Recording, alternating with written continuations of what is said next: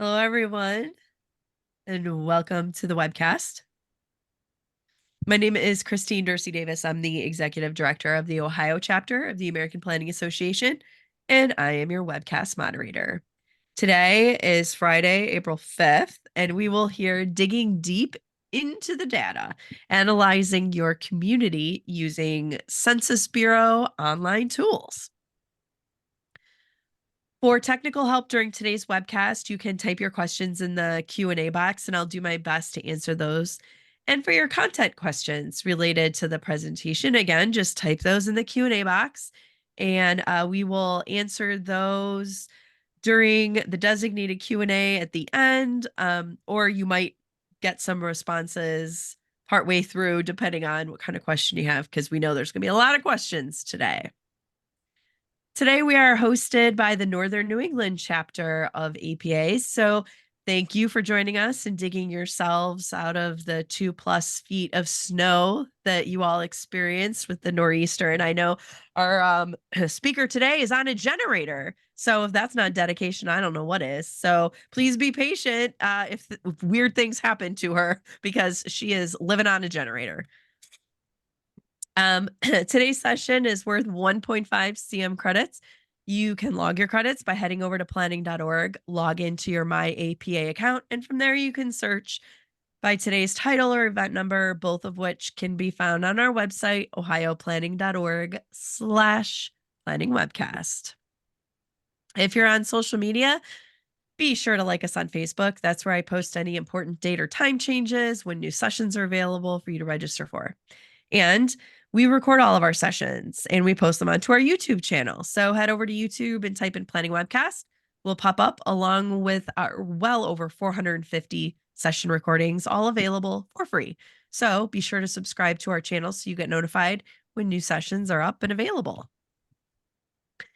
And be sure to head over to our website to register for all of our upcoming sessions. I actually have probably 6 more to load up. We're well into our summer schedule. Through August, actually, we're booked. So I will be posting those soon to our website so that you can register for them. That's the end of my housekeeping items. Again, if you have questions, type them in the Q&A box and we will get to those. And now I'm going to turn it over to you, Nicole.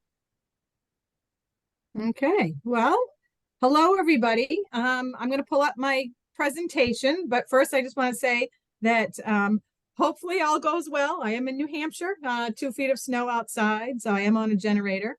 I started with the Census Bureau back in 2019. I worked the 2020 census during the pandemic, which was interesting for us all. And I now work in the data dissemination and training branch. I'll tell you a little bit more about that. Prior to working for the Census Bureau, I was a grant writer and I managed grant projects. And I can definitely tell you that if I knew then what I know now about the data that we offer, how to access it, how to customize it, I would have won more grants. So, I'm really hoping that what I share today can be beneficial for you in planning and analyzing. And if you're doing any grant writing, you can use it as well. I also want to mention that I have my colleague, Jolie Golden, here. She's going to introduce herself. She's going to help us in the chat with any questions you might have. But Jolie, if you want to say a few words. I'm just saying hello from New York City. We have all survived the earthquake and I'm happy to be with you. I serve the New York City area. Nicole's in Northern New England, and there are 30 of us across the country. So there's someone for everyone. I'm going to turn my video off so Nicole can get rolling, and thank you for being here today.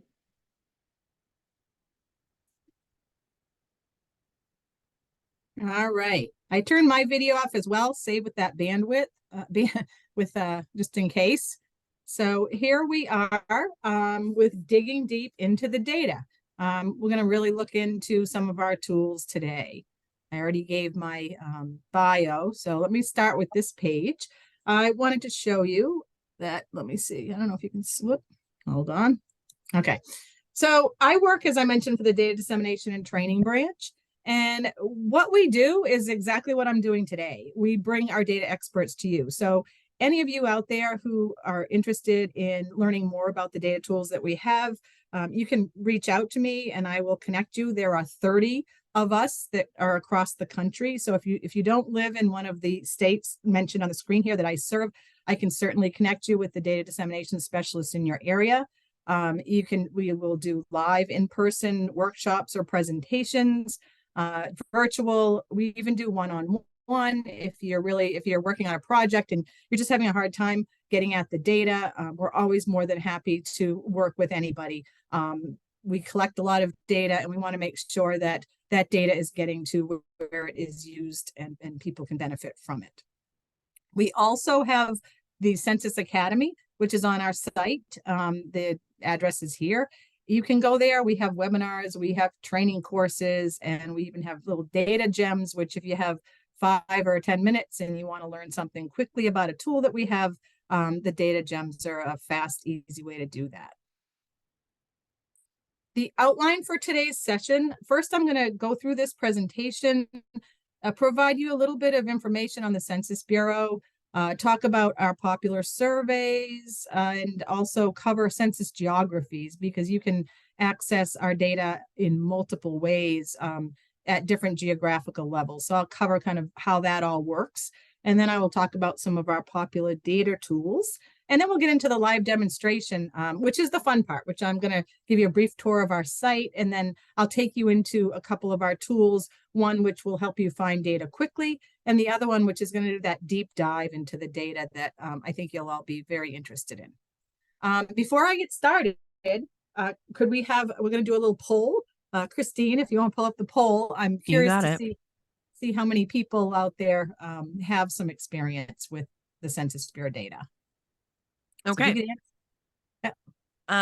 So how would you rate your knowledge level using Census Bureau online data retrieval tool? So beginner, advanced beginner, intermediate, and advanced. If you are on a mobile device, depending on your settings, you may or may not be able to see this as it is a pop-up. Also, if you have pop-ups disabled on your desktop or laptop computer, you may also not be able to see this question.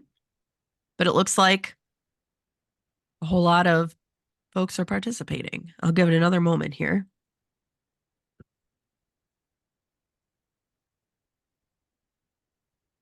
Okay. Okay, let's share these results here. Wow. All right. 42% advanced beginner, and followed by 32% intermediate, 18% beginner, and 8% advanced. So we kind of are running the gamut here. Okay, that's great. That's really good. I hopefully for the advanced and the high end people, you learned something from today's webinar. So I will do my best. For the beginners, it's always a challenge to hit that broad array, but I'll do my best that you all walk away with something new. So let me get started here. So a little bit about the Census Bureau. We are the federal government's largest statistical agency of the 13 statistical agencies. And one of the things that people, when I'm out there in the community all the time, I always get the question is, well, the 2020 census is over. Why are you still working at the Census Bureau? So there's a lot of misunderstanding about the Census Bureau. And I tell them that, yes, we are out there all the time. We actually have 130 different censuses and surveys that we're conducting. So it's not just during a decennial. However, that is when we are most visible because we are out there collecting that census, that 2020 census or the decennial census information. One of the things about our data, it's so important as the most recent number was $2.8 trillion in federal funding that was distributed based in whole or in part on census data. So that's why it's so important for people who, when they get those surveys, they fill them out and send them in because it really helps drive the money back to the communities. One of the things that a lot of people don't know is that in addition to collecting data for ourselves to report out and to put into our data tools, we are also contracting with other governmental agencies to collect the data that they report out on. So there, just some of them are listed here. For an example, one of the ones that you may all be aware of is the U.S. Department of Labor. They release monthly the unemployment rates across the country. And that is information that is collected by Census Bureau field staff and surveys, and we provide that to the U.S. Department of Labor, who then reports it out. So if you work with any of these other governmental agencies, you'll find data on their sites. Many times it is cited that it is U.S. Census Bureau data that was collected. The decennial census, this is the one we are, as I mentioned, the most famous for. People are aware of us. We've been doing it for 230 years, since 1790. It is the official count of the population of the United States, and it's mandated by the Constitution. We count every housing unit across America. It's for reapportionment and redistricting. And 2020 was the first decennial where people could respond online, which I can tell you came in extremely valuable, seeing we were doing this during the middle of the pandemic. I love the picture here to the right. I love to see the first census worker. They were out on horseback, trotting around the nation, collecting data manually. And now here we are using laptops and iPhones and doing it a lot easier. Sounds like more fun on horseback, though. Anyway. So then I want to talk a little bit about the American Community Survey. The American Community Survey actually spawned from the decennial census. So many of you may have been aware prior to the 2010 census, so 2000 and before that, there were two forms, a long form and a short form. And the long form was long. It was apparently 8 pages from what I've been told. And it asked a lot of information. What happened was that depth of information, where it was only coming out 10 years, we were asked if we could do that more often. So we ended up in 2005, we started the American Community Survey, where we took that long form, which is approximately 72 questions, and that became a national annual survey that we do. So we're collecting the data throughout the year, and we release it on a yearly basis. It's a sample size of 3.5 million addresses, and it really gets to a lot of the data that people are looking for when they're planning and searching for different topics within our system. It supports over 300 evidence-based federal government uses. So this is a really important survey. It provides, as I mentioned, a lot of that really good data that people are looking for. One of the things that's really important to know as you're going into our system and you're looking for data for your community, when you're looking at the American Community Survey, if you are looking at small geographies, which I live in New Hampshire, I'm in New England, we have a lot of small geographies. So when I'm looking at data, I'm usually looking at the 5-year estimates, which it's an average covering a 5-year period. If I'm looking at the state level, then I might look at the 1-year estimates of the American Community Survey. So that's just something to know. I know sometimes I'll get questions where people say, I tried to get the 1 year and it didn't come through, and they were from a city that had 40,000 people or population. So they had to go to the 5-year. So it's just something to keep in mind. The most current we have on the American Community Survey is from 2022, and 2023's will be released this year. The 1 year will be released in September, and the 5-year will be released in December.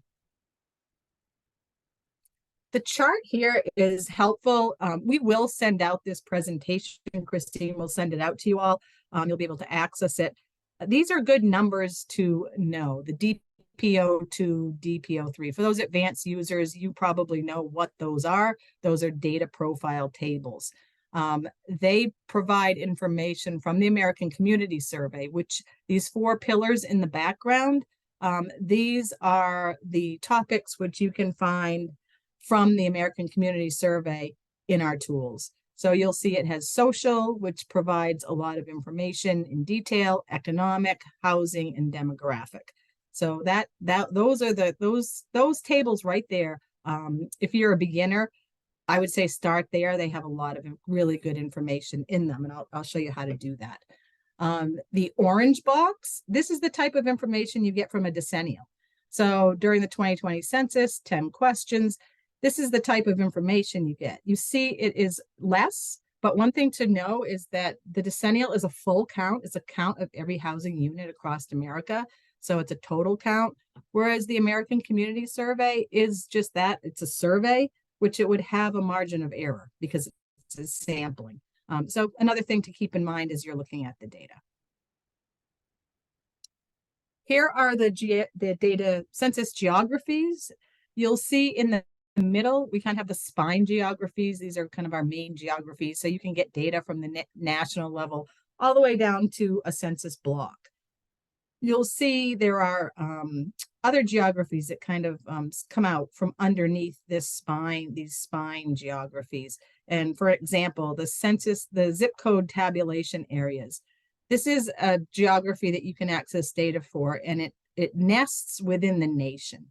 And the reason it's nesting within the nation is because zip code tabulation areas sometimes cross state lines. So if you're looking for something at that level, you'd look at zip code tabulation area, you couldn't just find it within your state, you'd have to go within a nation and then kind of choose which areas. So that's just something to be aware of. Same with school districts nest within a state. And then as you go further down the line, you can see census tracts. I've put in here kind of what the size are of the census tracts in the block groups. Census tract is a great, if you're looking for small geographies, I would recommend looking at the census tract level. The reason for that is census tracts are roughly 1,200 to 8,000 people in population. The optimum size of a census tract is 4,000. What that does, it's big enough to get you a good number with a lower margin of error. Whereas if you go down to the block group, it's a smaller geography, smaller number population. So your margin of error is probably going to be higher. So this is kind of the sweet spot if you're looking at those small areas within cities and towns or counties or states.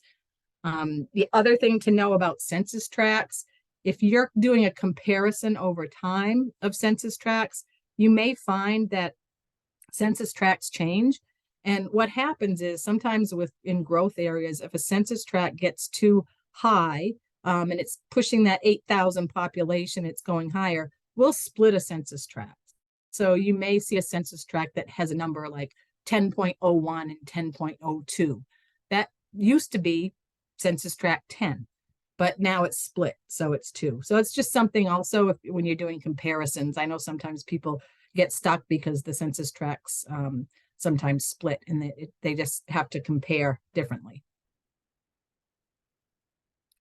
So how can census data help community planners? I'm speaking to the choir here. I probably don't need to really even have this slide, but just to give you some examples, it helps you with planning, right? So if you know who is in your community, you know what your community needs, what your community, how it can benefit. It helps you forecast. Housing is a huge need in New England and across the country. So, you know, if you know your housing situation or you know how many people in your area have disabilities, it starts to let you plan to expand on services to meet those needs. It also helps you, as I mentioned grants before, it helps you bring money into your community if you can show that you have a need for a certain program or service. So how do we get the data? There are many ways to get our data. You can Google, but I wouldn't recommend it. I'd recommend going to our site. So data visualizations are the first box that I have here. These are really good. They're easy to use, quick to find statistics. However, you can't customize them. Many people will use these. I've been told from customers that, you know, they may have a newsletter and they're writing something on a local topic regarding data, and they might grab one of our visualizations and add it to their newsletter. Any of the information you find on our website is complete. You can download it, you can share it, you can take it. We do ask if you use it in a newsletter, give us credit for it, give us a little citing of it, but that's how those are used a lot. And they're fun sometime to look at if you're interested in what's going on in your area and how it compares to other areas. The next pillar here is the interactive tools box. And this is where I spend most of my time when I get inquiries coming in for data. Data.census.gov is an example. That's where we're going to go today. It's a great tool. We actually have 58, the last I counted, 58 data tools, data data extraction tools from our site. So that's a lot of tools. They're customizable. You can download the data many times in Excel, in CSV format. And one thing I like about data.census.gov, it has a beautiful mapping feature, which we will explore. These last two boxes, for those advanced people on the line, you may have used the API, you may have used the FTP or the file transfer protocol. These are more, I would say, for advanced users, for software engineers or developers. A lot of times organizations or states will directly pull down the data and put it into their software programs, so they can do an in-depth analysis on it. The FTP is used by a lot of states with the decennial when it comes out for the redistricting, helping them with redistricting their areas. So I don't spend much time in these areas. I'm here in this box right in the middle. Some of our popular data tools, as I mentioned, we have 58. So I only have 6 on this slide. The first 2 I'll demo, so I'm not going to talk much about them. We have a Census Business Builder. If you haven't checked that tool out, I would recommend going into it. If you have companies, small businesses in your area and they're looking to expand or maybe locate in your area, it's a great tool for them because they can analyze the area they're looking at, and they can compare it to other areas, and they can look at who their potential customers might be, the demographics of those customers, what their income levels are. They can look at their competitors. If they want to expand a coffee shop, how many coffee shops are in that area? They actually can get information on potential workforce. So if they're going to hire people, how many people live in the area that they could potentially hire, and in one step further, what are the wages that are paid in that area that would be competitive? So this is a great tool for any businesses. And the beautiful part about this tool is you can download a report. Once you get your data in and you tell it what you want, what you're looking for, you can download a report, which shows the whole analysis of what you found on the tool. And sometimes I have heard of small businesses that actually attach that to their business plan, and they take it to a bank, and it helps make their case that they did their research, they did their homework. It just makes their argument for a loan stronger. So that's just a good tool. These next 3, I have slides on them, so let me hop over. We have the Census Survey Explorer tool. So if you are looking to find out what surveys we have, I mentioned we have 130 different ones. Say you're looking for housing. Housing is a big issue, lack of it here in New England. So I checked off housing. So if you go on our site and you do that, you'll see that the results of that housing, asking what surveys we have that have information about housing, we have 22 surveys that contain information on housing. And this is the list.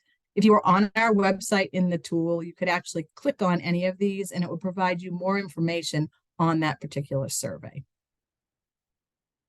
This is on the map. This is another tool. And again, we have 30 of us across the country. If any of you want training on any of these tools or some of the others I didn't even mention, please feel free to reach out. But this is on the map. This is a fun tool. What I've done here, I kind of took a snapshot. I did an analysis of Augusta, Maine. So what it is showing, it's showing the inflow and outflow of the workforce, people who live there, if they work there, if they don't work there, where they're traveling to work. So this is showing me that 3,602 people live in Augusta and work in Augusta. It's showing me that 4,544 people who live in Augusta actually go elsewhere to work. And it's showing me that 24,000 people or more come into Augusta every day to work. So it just gives you an idea. This is really helpful for roads, road improvement, just commuting patterns, even businesses, I guess, if you know where people are going. And that's another thing this tool does. Not only does it show you, where people are coming in from, how many are coming in, it shows you where they are. So there's another part of this tool where you can see, the towns or the direction where they're coming in from, maybe it'll give you an idea of what roads they're traveling on to get into your city.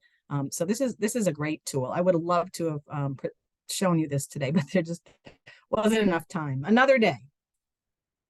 Then we have our narrative profiles. This is used by real estate agents a lot, or just, I guess, anyone that's curious about their community. It's very smartphone friendly.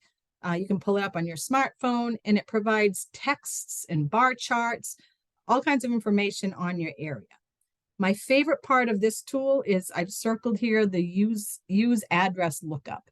So you could type in your home address if you wanted, and it will basically tell you what census tract you're in, what zip code tabulation area you're in. It gives you all kinds of information, and then it gives you narrative. So it will tell you a little bit about that community. And that's why it's so popular with real estate agents, because if they're listing a house, they can type in the address, boom, they have all this information about that address.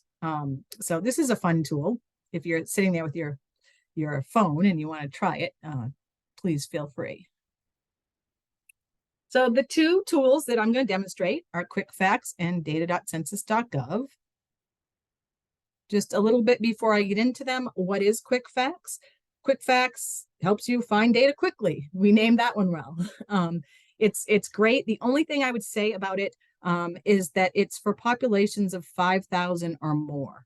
So if you are in a small town, such as I am right now, and many other people are across the country in small towns, you wouldn't be able to pull data for anything with a population below 5,000.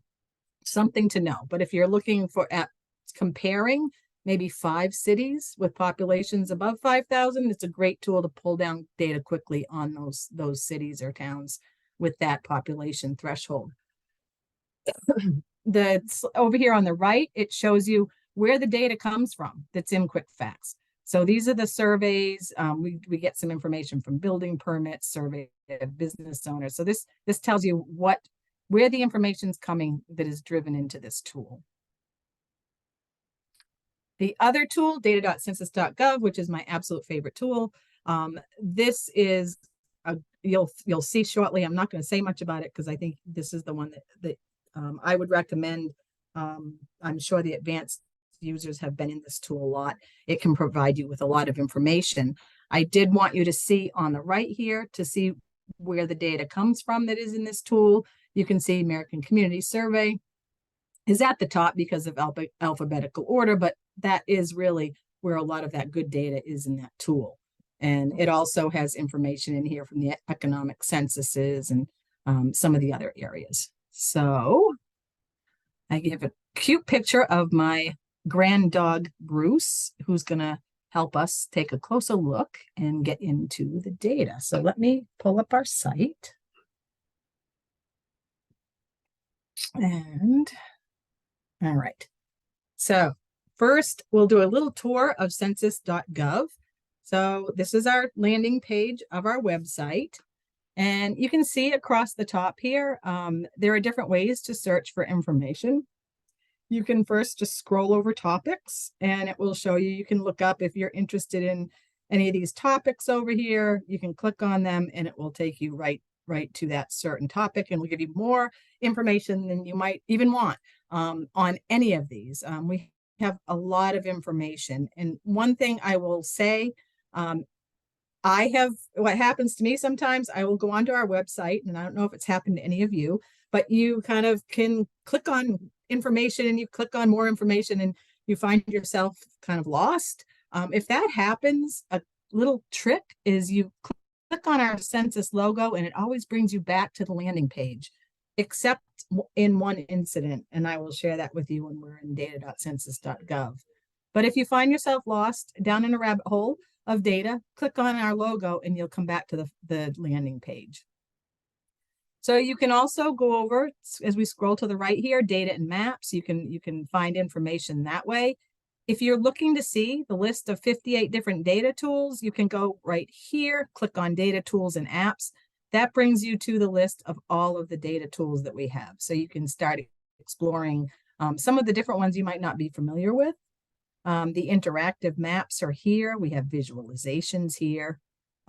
For those advanced users who are developers, you may want to go here. You can go to the surveys and programs. You can look up information that way. And you can scroll over to our resource library, which has, we have America Count stories, which are really cool stories.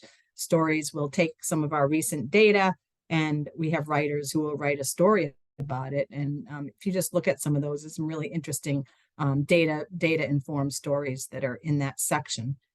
We also have infographics and visualizations here, and just all kinds of, again, information. Another way to access our Census Academy site is here. So I'm going to scroll down on our main page just to show you a few more things before we get into the demonstration. If you are ever find yourself at your door with a person that says they're from the Census Bureau and you want to make sure that it is really someone from the Census Bureau, or if you get a call or a letter, you can go to our main page and you can look here, and there are ways to find out if that person is legitimately a Census Bureau worker. This is very helpful. It also helps people if they need to fill out surveys, kind of helps them, walks them through that. Down further on our main page, we have need data quickly and looking to dive deeper into the Census Bureau. No, they didn't put this up there because I'm doing this presentation. I did this presentation because these are kind of two of our popular tools, which, you know, are ones to find what you're looking for. I would say 85% of the time, I find what people are asking for in data.census.gov. We then have our population clock, which talks about the world population, the US population. We have our economic indicators. So you can see that's our main page. But that is my quick tour of the Census Bureau's website. But now let's get into the tools. So I'm going to scroll down, and we're going to first start with quick facts. So, all right, my internet's working pretty good. Here we go. So here is the landing page of quick facts. Let me try to make that a little larger. I think that might be better on your eyes. So what you can do here, it gives you a whole listing of quick information. Right now it's defaulting to the United States. So it shows you the population of the United States, age, race, population characteristics, veterans, foreign-born, housing, families, living arrangements, computer and internet use, education, health, economy, transportation, income, business, geography. It tells you population per square mile, which is kind of interesting. So that's the type of information that you can find in quick facts. It's a lot of that quick information that people are looking for. So at the top here, you can select a fact. I'm just going to select a person 65 and older. What that does when you put a fact in here, it pulls from below that fact at the top. So if that's what you're interested in, it just pulls it to the top. It's still below, but that is what it does. So I am going to I'm going to compare the 5 largest cities in the United States. I don't know if anyone knows the 5. If you want to put them in the chat, I don't know if anyone's monitoring it, but if you know that, let's start with New York. So you type it in, and one of the things you want to be aware of is that we have 3 choices for New York. We have New York, the state, the city, and then New York County. We want the city. Make sure that you click on the right one. The next one would be Los Angeles. So again, Los Angeles City, you just click on it. And as you see, as I'm populating these and putting them in, they're expanding this table. So the United States is still there, but it's added New York, it's added Los Angeles, and it's giving you that number that we were looking for, that we put at the top. But it's also populating below all those other facts. So the next one would be Chicago. Chicago City, Illinois. And Houston. I was just in Texas and I left 80-degree weather for 2 feet of snow. And then the last one is Phoenix. All right, so you can compare up to 6 different geographies in this tool. So here I have the 5 largest cities in the United States, and it's showing us the percentage. So, if you're looking for fast data, again, it has to be populations over 5,000, but you can start to scroll down and it starts to give you information on those cities so you can compare them. 235 gives you the owner occupied housing unit rate, health, how many people, disabled individuals with a disability. Looks like 8.4 Phoenix is the highest with individuals with a disability. Economy, so it gives you all of that information.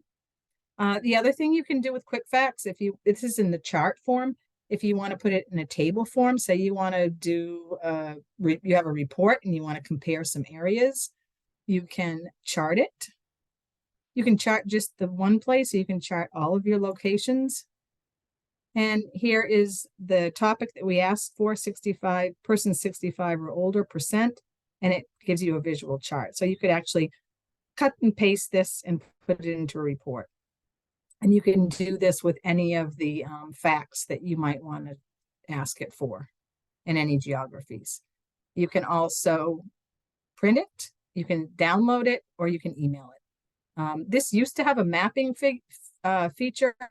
The mapping feature is no longer here. I honestly do not know if it's coming back or not, but that isn't here at this point, so I can't demo it. All right, so that is quick facts. Now I want to get into data.census.gov, and I'm going to click our logo. And as I mentioned, it brings us back to our census.gov main page.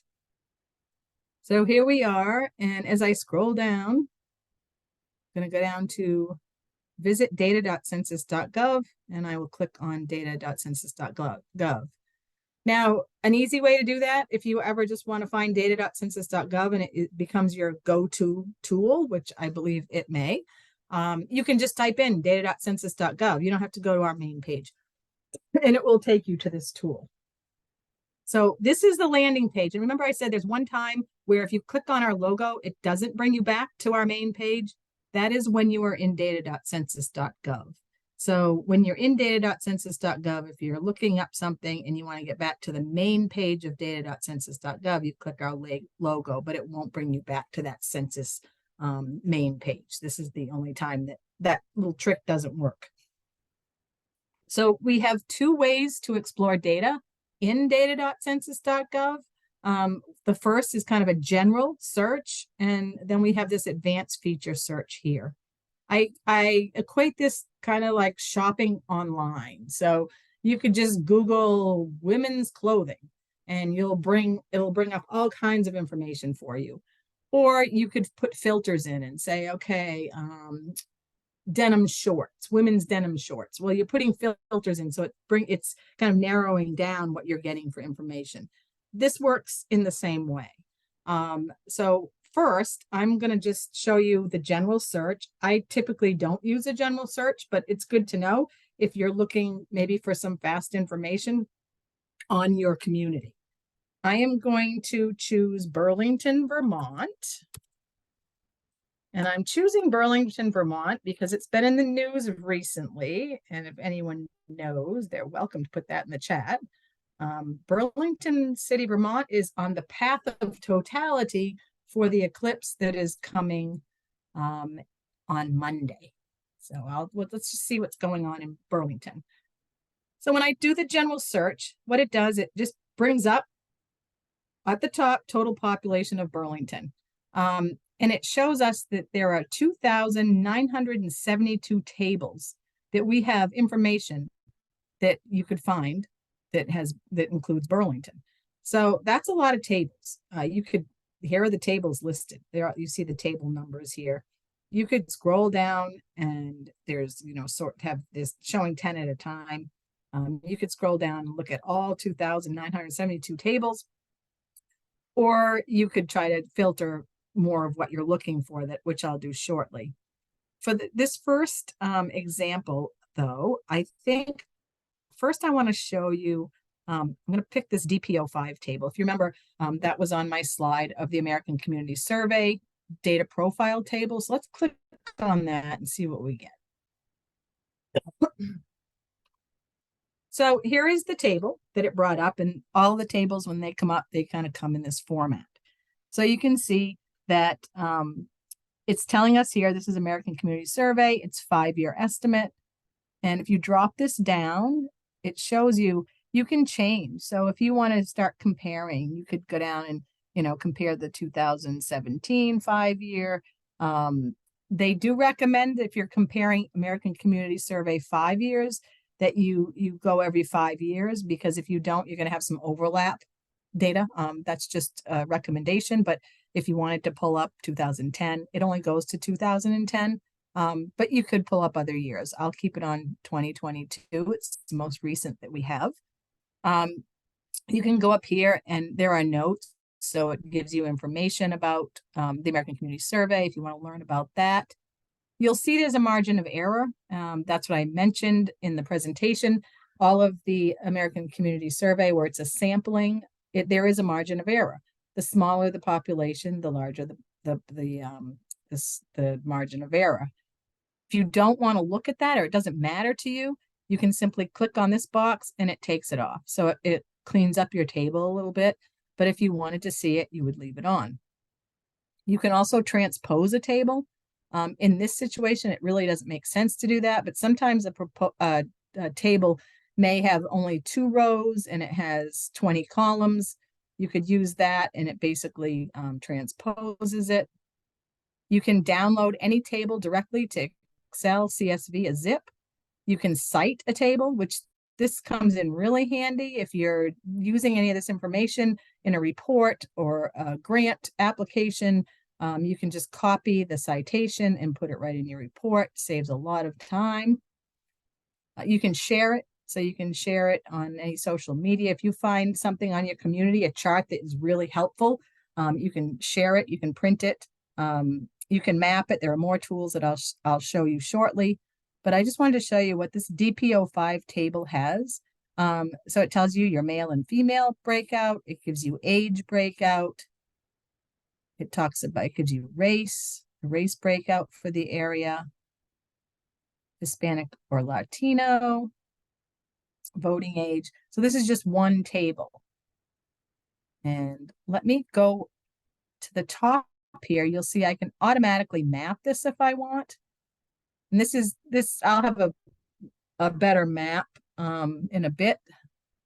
No data. That's not showing me. That's not doing what I want. So I'm going to go to all. All right.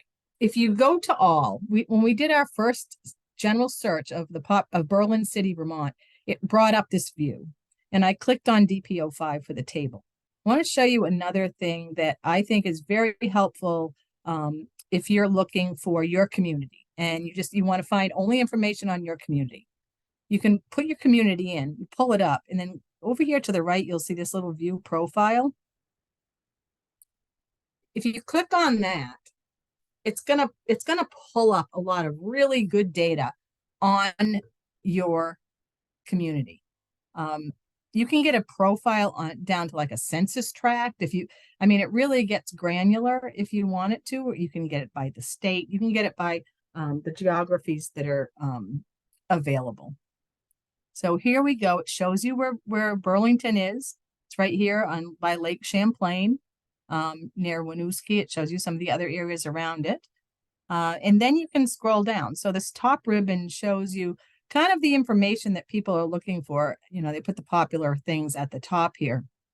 One of the things I want to point out, which is a great way to find more information in these areas, you'll see there are links. P1, that's a data table. So the population of 44,000 came from the 2020 census, and it's in this table P1. So if you clicked on that link, it will bring you right to that table. And same with employment. It brings you to the DPO3. That's another American Community Survey table. Families and living arrangements, DPO4. H1, so S27. You can see all these links.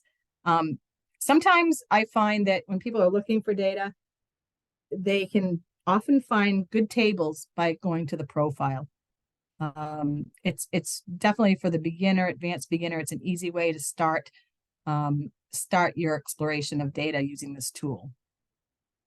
So I'm going to scroll down, show you a little bit of what it's showing us on Burlington. The first thing we have here is the population pyramid, which these are really interesting and tell a story. So this population pyramid, it shows the number of males versus females who live in Burlington by age groups.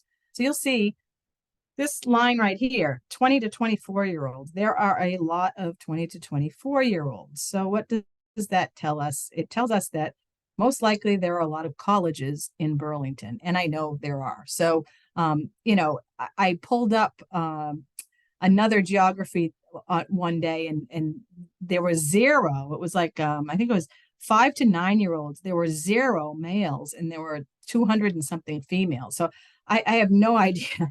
You'll see things like that, and it's strange. And sometimes you'll see a lot of elderly people or retired people that are in a community, but it really gives you a visual of the makeup of age and sex in a community.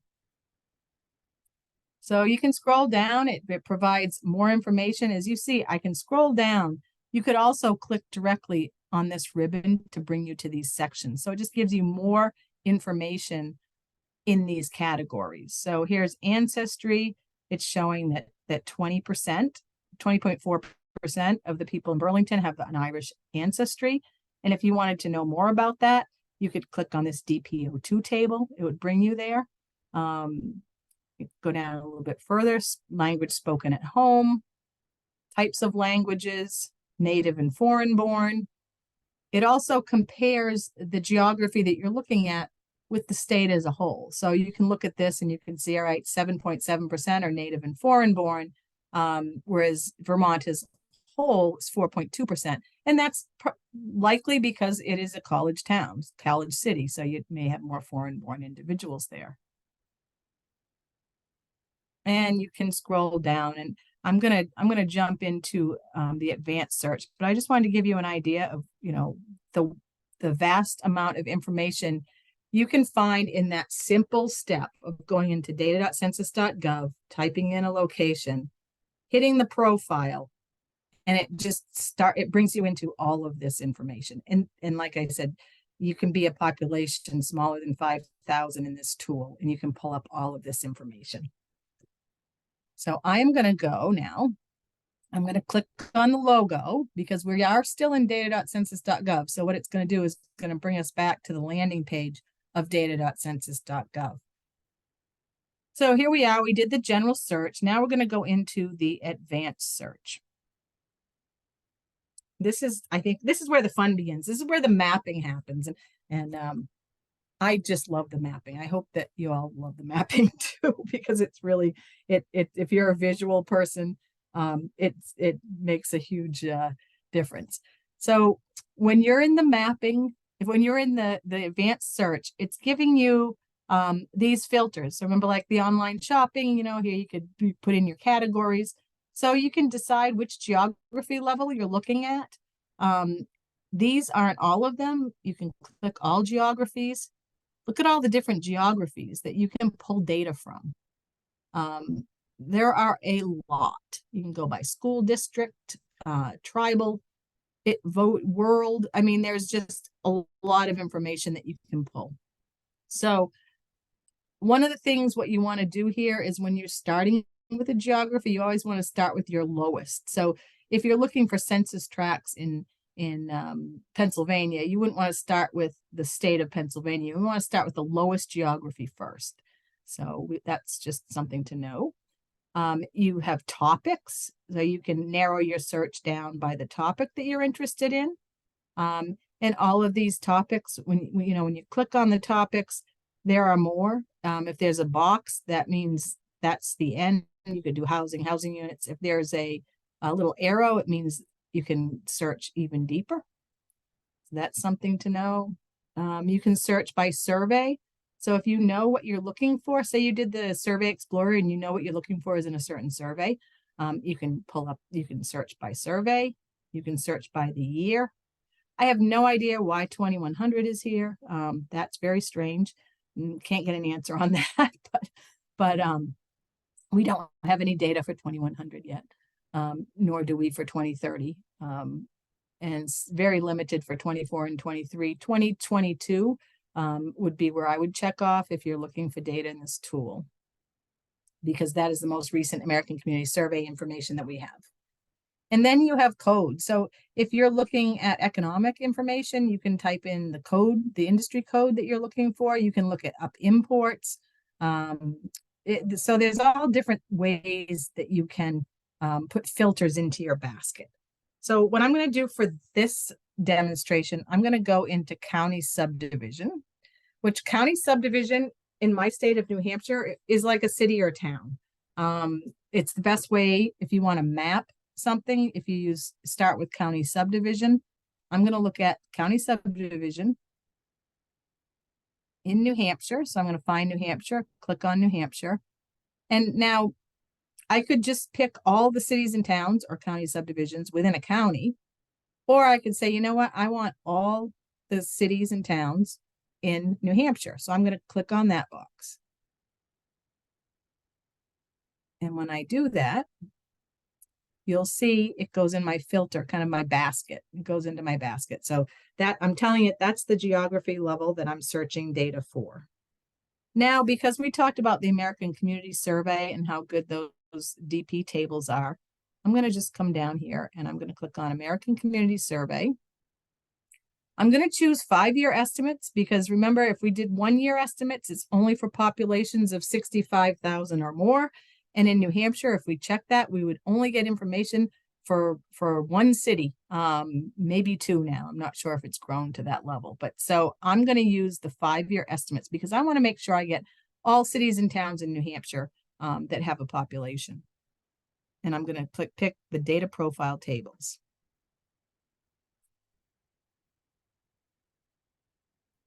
And I'm going to wait there. Okay.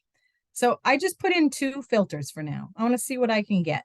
I know there's 4 tables, data profile tables. Over here to the right, you'll see the search button. You click on the search, and here are those DPO3, DPO2, these tables that I had shown you that have a really good amount of information in them. I'm going to choose DPO3.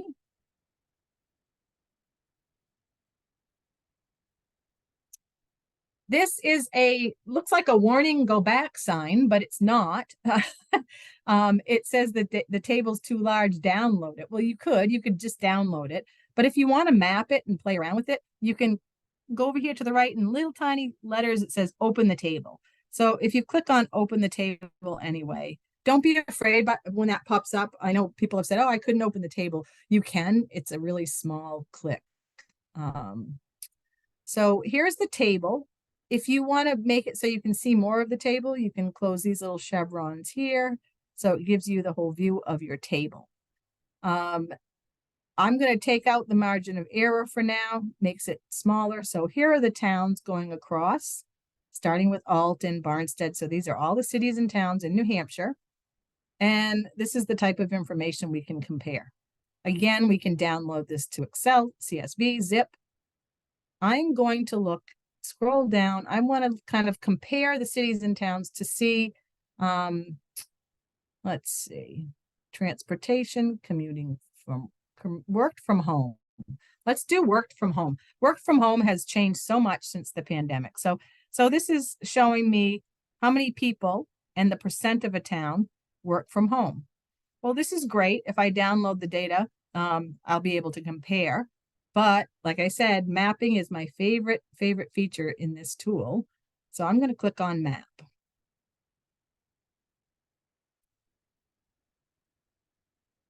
And here you have a great map that it pulls up. So you can see it has mapped all of the cities and towns, because we went by county subdivisions. So these are all of the cities and towns in New Hampshire. And what it did is it basically defaulted to the top row on that table. So this is just the percent of people in the workforce, in the labor force. You can see there are some gray areas, and this would be because we don't have data. A lot of those are they don't have people living in them. They're kind of like land grants in the top of New Hampshire. So there's no data there. But here is a key. I'm going to move the key over here. You can grab it and move it. This is helpful if you wanted to take a snapshot and add this to a report. But we were looking for work from home, and it defaulted to in the labor force. To change that, you can pull this little arrow down. And what it does, it gives you the breakout of all of the items that were on that table on that left-hand column. So you can scroll down and you can map any of those data points by city and town. So I'm going to scroll down until I find worked from home. Did I go by it? I may have gone by it. Hold on.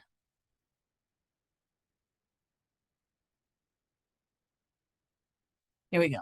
Worked from home. So I'm going to click on worked from home. You'll see my map will change.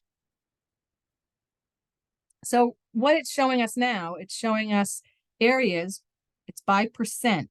So you'll see areas where the higher percent of people work from home. So now you can use percent or you can use numbers. Now I'm going to show you why in this case, we're probably going to want numbers.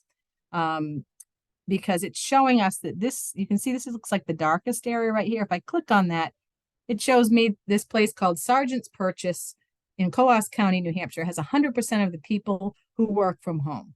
Most likely that town or that area may have one or two people that live there. So, in that case, if you're trying to reach people who work from home, say you're doing a marketing campaign or something, using percentage might not be the best way you want to look at it, because if it's a small community, your percentage may be higher and it might kind of skew it. So what I'm going to do is I'm going to go back over here to the left. I'm going to pull the little arrow down, and over here at the bottom, you can change from percent to number. So watch my map when I change it to number. Very different. And to make this disappear, you can just click over here and it will go away. So what this is showing is most of our population in New Hampshire is in the southern tier. So it's showing us that the number of people who work from home are, in these cities and towns in this area. So I'm going to scroll in a little bit more to these areas. And you can see there's a key here that kind of shows you how it's divided up. If I wanted to, you can see the darker ones are here. So it would be Nashua City, 6,162 people work from home. And this is the other darker one, Manchester City. Okay, those are our two largest cities in New Hampshire. Say I'd like to highlight maybe the top 5, what 5 cities and towns have the most people that work from home, because I'm doing an outreach campaign. I want to know which 5 cities I should go to. You could click on all the dark ones and kind of figure it out, or you could go up to this classes tab in the ribbon and you can see a histogram. So what this does, it's kind of, you can have as many data classes as you want. You can go from 5. I'm going to go down to 4. You can look at the map. It'll change a little bit. And then what you can do is you can move these little histogram bars. So when I move this, keep an eye on the map and keep an eye on the key. You'll see the key right now. There's 2 cities and towns that have that between 2,800 and 6,700 people who work from home. If I'm looking for maybe the top 5, I can move this to the left until I get 5. And what that does, I mean, you could move it till it has any number if you want. But what it does, it's giving me a quick visual of those 5 cities and towns in New Hampshire who have the most people who work from home. And you can start looking at them. Dover, Concord. So there they are. So that's kind of a neat way to take a map and identify or filter out areas that have higher numbers or higher percent. Sometimes you are looking for the percentage. It's a nice way to show it in a visual format. So that is that. And there's some more cool things I will show you in my next demonstration, but that's my New Hampshire. I had to do something from my home state. So I am going to, here we are in the map. Just one thing, if you wanted to go back to the table, you can come up here and you can click table And it brings you back to this where you say, I don't care, open it anyway. And there you are back at your table. You can go to all, and it brings you back to that original, those four original tables. You can click on filters. It brings your filters back. So here we are at filters. Well, I'm going to clear the filters because I want to do a different search. So I can either click on this logo and it'll bring me back to the landing page, or I can click on clear all filters. I'm sure I want to do that. So here we are kind of back at the starting point. This time I'm going to get down to the census tract level. As I mentioned, census tract is a really good kind of small granular area to compare. And so we'll start at census tract, and we're gonna look in Boston. I'm gonna take a city this time. So I'm gonna go to census tract. First, it's gonna ask me for my state. So it'll be Massachusetts. And now it's giving me choices of counties. Well, if I don't know what county Boston is in, I could look it up, or I could go up here where it says within other geographies, and I can click that and it gives me choices. I'm going to click place, and a place is also like a city or town. So I can scroll down to all the places in Massachusetts, and there's Boston. So I can click Boston, and I want all the census tracts within Boston. So now this time I'm going to, instead of putting in the survey I want, I'm going to search by topic. So let's go with population and people. And I think I'm going to do, how about language spoken at home? So I have those two filters in my basket. And let's go to a year. Let's put a year in. Let's say we want 2022. We want the top data. So here are my tables.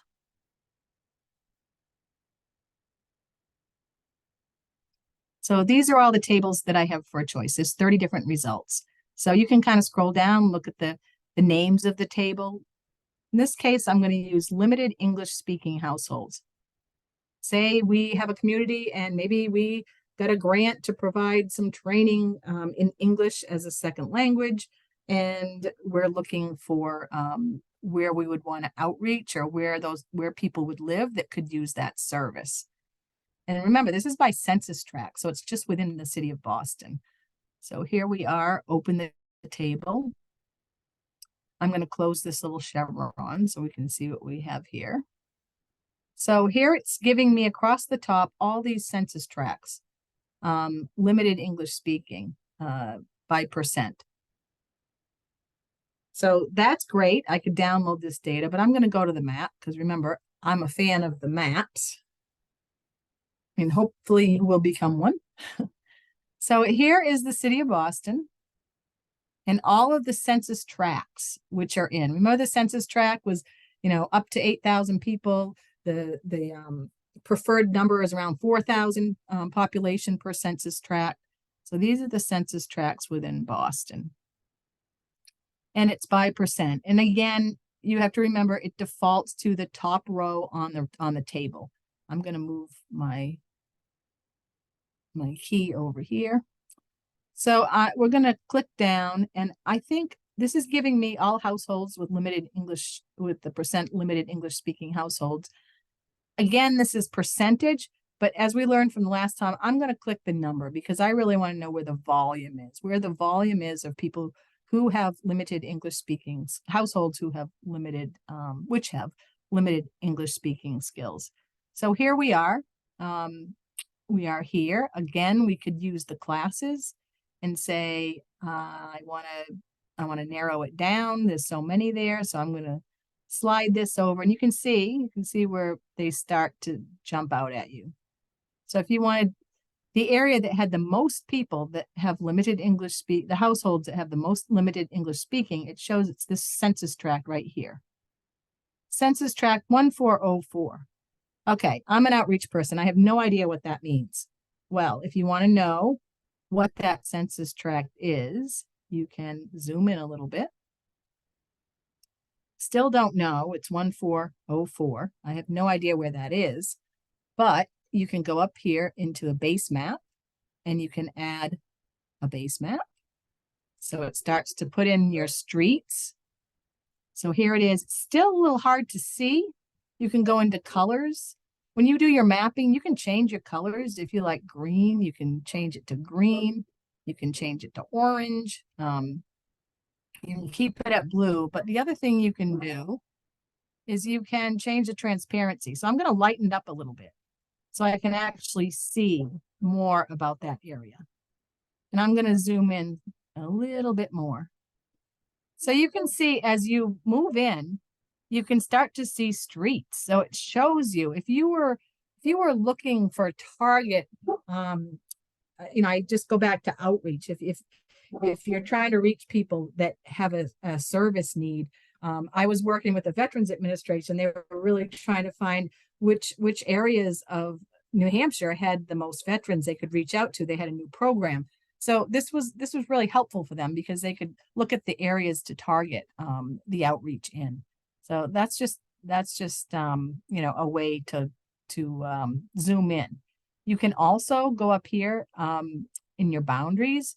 You can add boundaries. So if you right now it has state, county, and it has census tract numbers. But if you want to add a place with a boundary, you can add that. And I'm zoomed into Boston so much, but if you zoom out, it'll show you it started to add. There it is, Boston. It actually Brookline started to add the cities and the towns. Now, let me show you another feature of this mapping. If you are, say you want, you're analyzing this area, maybe you want to bring in these census tracts or these because they're kind of in this area that's very close to the city.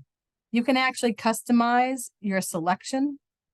So you can take your cursor and you can add these areas. And this is really cool because what this allows you to do, and this comes in handy sometimes, maybe your service delivery, maybe you're a county or maybe you're a planning organization and you have towns that are in 2 counties and you want to create your service delivery area so it reflects your real service delivery area and it doesn't just have the whole county of the 2 counties, it has parts of them. You can actually go in and you can select and add census tracts or cities or towns to develop your customized geography. Then you can get all this data for your customized geography, which is really neat. And then once you have this, save it, share it, make a note of it. You can keep the URL, keep it in a file, and you can always go back if you built that geography and you can always analyze that area. So we have like 20 minutes left. And I know Christine had said that a lot of times people have questions. I think I'm going to open it up now for questions, Christine, if people have any. And I don't know if you want me to stop sharing. Yeah. If you want to stop sharing your screen now, that's fine. And if it will be helpful, just keep it on standby. Keep it on standby. Keep it on standby. Okay, first question, and I need everyone to calm down on this, but I need to talk statistics for just a second. In just a second, I mean it. I don't want to get into it. How accurate is census data? How accurate is census data? Yeah. Well, that's a question that we have the margin of error. It's a sampling. It's if people fill out their surveys and their questions, it definitely helps. The accuracy, I think with the margin of error, I don't want to be quoted on this. I probably should just send this as a follow-up, but there is a certain percentage. The margin of error, I believe, is accurate within 90% when you factor in the margin of error. Wow. But, I certainly can get the talking point on that to share the numbers on that. And as far as the decennial, that's a count of every household. Yeah. Do we miss one? I can also provide that information as a follow-up. I think the important thing to know is that when you're gathering data, You're doing the best you can to get the best data. U.S. Census Bureau data is reliable. It's it's looked.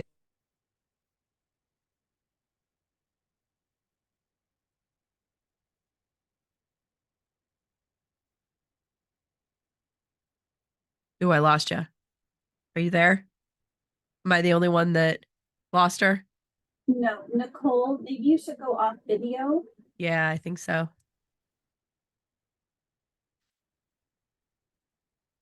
Let's give her a second.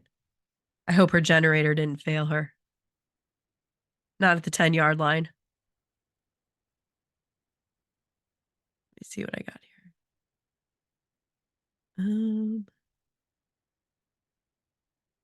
Well, while we see if we can get Nicole back, Jolie, maybe you can step in and answer a couple of these questions for us. Um, following up on the accuracy of data, if we could talk a little bit about, oh, there she is. Hey, Nicole. Oh, you're muted. I really Okay. didn't run off because of the question, I promise. I That's don't know so what funny. happened. You might want to just keep your camera off just for bandwidth purposes. I was Okay. gonna have Jolie. It's okay. I'll have Jolie step in if you Okay. disappear on me again.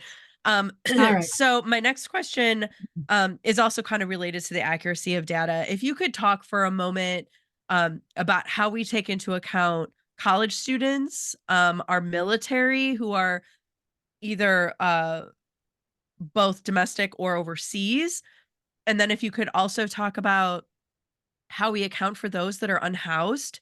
So some of those populations that might be kind of hard to pinpoint. How is that information recorded? How do we Yeah. get them?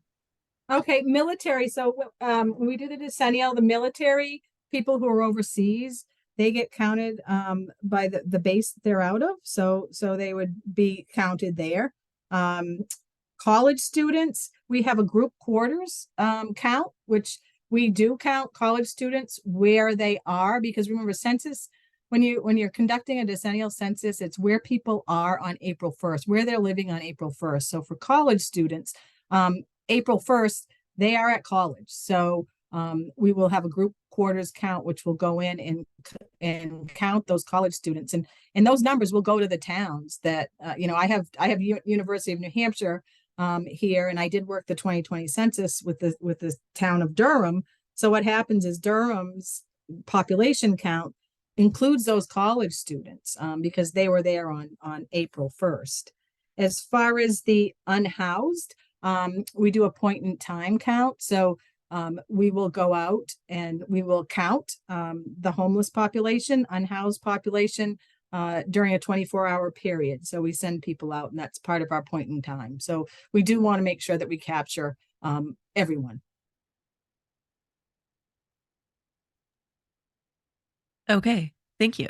And I think if you look in the Q&A box, you'll see that Jolie has answered quite a few of the questions, and some of the ones that I'm repeating now. Okay. There are links to a whole lot of things. Okay. If you have Great. questions following up on that. Next question. What are the weaknesses or problems that you see right now with census data, just to kind of keep in front of some of the issues that you find census data has, or things that we need to pay attention to make sure that we're getting the most accurate information, and that also we're not being subjective on the information that we receive, and making sure that we're being quantitative and not qualitative, I guess, with the data. And I guess maybe my overarching question is it possible to be subjective on a lot of this data and kind of put bias into it? If you could talk about that a little bit. Well, I think that I'll give you an example of what I do sometimes when I'm looking for data. People will give me they'll ask for data, and I'll go into data.census.gov and I'll get that information. Well, then we have the micro data access tool. So I might go into that tool because that may have different ways to access the data, and I'll compare the data. you know, I was told by a professor once to always look behind the data. And I think that's a wise statement because, you know, you always want to see what survey is it coming from? You know, was it a sampling? Was it a total count? How many people were in the sampling? How old is the survey? You know, was it, I mean, you know, one of the things we had a pandemic, right? I mean, we have the American Community Survey during that pandemic year. We're missing information from that time period. That's something to be aware of as people are pulling the 5-year ACS data that includes that pandemic year. So, you know, I think you always have to just do diligence and you know, do a little more research. I honestly feel that our data is extremely accurate. As I work the census in New Hampshire and I know the area, you know, I do see things that add up and it makes sense to me. So occasionally if something might not make sense, look a little deeper, maybe look in one of our other tools. Or the other thing, we have that Ask Data. I mean, I kind of like a jack of all trades, master of none. We have 58 tools. We have 130 different surveys. We have subject matter experts in every area of the Census Bureau. So, you know, some of these questions that come in, I could give you an answer, but a more in-depth answer and more specific information, I can connect you with someone at the Census Bureau or any of the data dissemination specialists can connect you with an SME who could give you more information. And sometimes we have to do that because they have the detail that we might not. Thank if you. that helps. Yeah. Hopefully that helps. And this question Jolie answered nicely, but I just want to, just in case people don't see the Q&A, will or does the census have more inclusive gender categories available? If you could talk a little bit about that, either what gender categories are currently listed, or what categories might be listed in the future. That one probably Jolie answered that the best that we could. Right now, I know there was on the Federal Register where we're seeking input on information regarding gender questions. So we're always trying to get the public, we're always looking for the public's information and feedback on what we put in our surveys. So, you know, it takes a lot to get a new question added or something changed. But we are looking at output. And Jolie, if you want to answer that, I have not been up on that topic as much as Jolie probably is. But yeah, I did some work during the decennial census here in New York City with the LGBTQ population. And it was brutal as someone who was working to try to get people counted, to try to explain that to date, we've only collected that information based on biological sex at birth. There has been that $10 million allocation, but you've just got to know that to change a question, it requires multiple inputs from many different agencies. And it takes usually about 5 years. So we'll see, yes, it can take up to 5 years. Not that it wouldn't be implemented on certain surveys like our household pulse survey, which is a phone survey where we're calling 60,000 people a month. But for it to change on a decennial survey, on the decennial census, or on say the American Community Survey, there's a lot of thought and a lot of process that goes into testing those questions and then rolling them out. But hopefully that change will happen soon. That's just interesting. I guess I never really thought about what is involved in editing a survey. And then also from that point forward, if it is changed, like how do you look at previous data? If something is now different, are you still comparing apples to apples? Right. You absolutely. That's interesting. You put that right on the nose. When you look at, the Office of Management and Budget just passed a new resolution, SPD 15, which will have us collecting race and ethnicity data very differently than we have in the past. But that process will could take up to 5 years. I see someone added in that we will be looking at collecting Middle Eastern, North African population data as a separate race checkbox. Right. Um, and this might be like opening a can of worms that would make your eyes spin. But um, has there ever been discussion about creating some kind of like open data source where people could take their local surveys that perhaps they do and kind of submit them to some type of like national census open data source situation, so people could share demographic type information that, maybe the census doesn't cover, or perhaps it can be way more micro accurate. Have there ever been any discussions? And it could totally exist, and I just don't know it too, I guess. I just add a couple of things on to, comments onto that.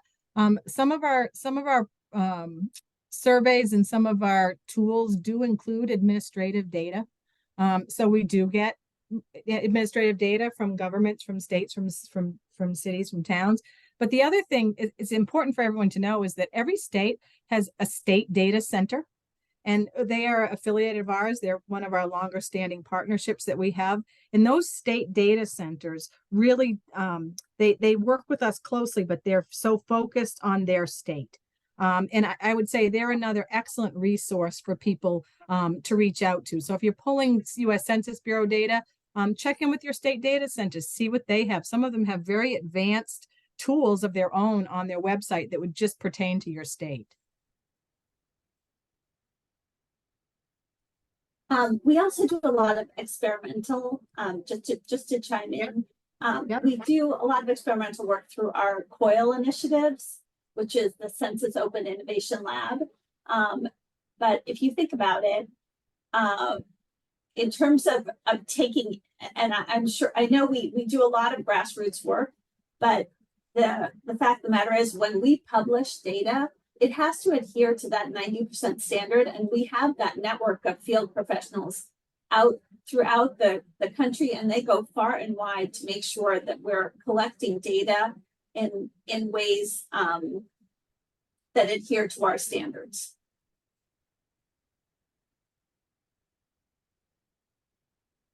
Okay. Next question. Oh, this is a good one. I thought about this too. The Census Bureau housing base layers for your GIS applications and for all of our GIS friends for offline mapping. That is also, there's a link in the Q&A, I think, to find that. Is that correct, Jolie? Does that link answer the question?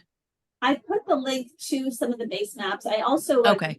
Nicole and I do work with, like, we would reach out to our geography department to make sure that we're getting the right, making sure we're directing people to the right places. We also have a colleague on our New York region team who's a geographer by training. So we would definitely want to look into that further. I put the link in as a starting point, but we would want to make sure we're directing people the right place. Okay. This is like a very random question, but I've always thought of it. So, why is the census data not fully made public for whatever it is, like 50 or 75 years or something? That's a confidentiality and protection of people's information. So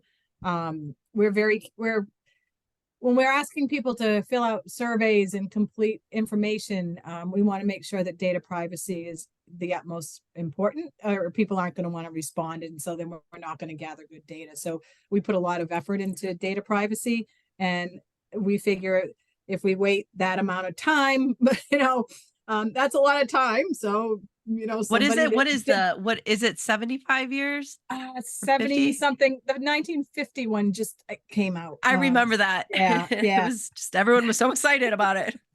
Just Yeah. because you could find family members and stuff, and it's just cool to see. But yeah, no, that's true. But that's why. I mean, we can't release it right off. We wait 70 years. I don't know how they came up with the time frame. And who knows, the time frame may get larger as people are living longer. I don't know. right, sure. Okay. That's why it's data privacy. Okay. I'm just filtering through these questions. I know we have 3 minutes left.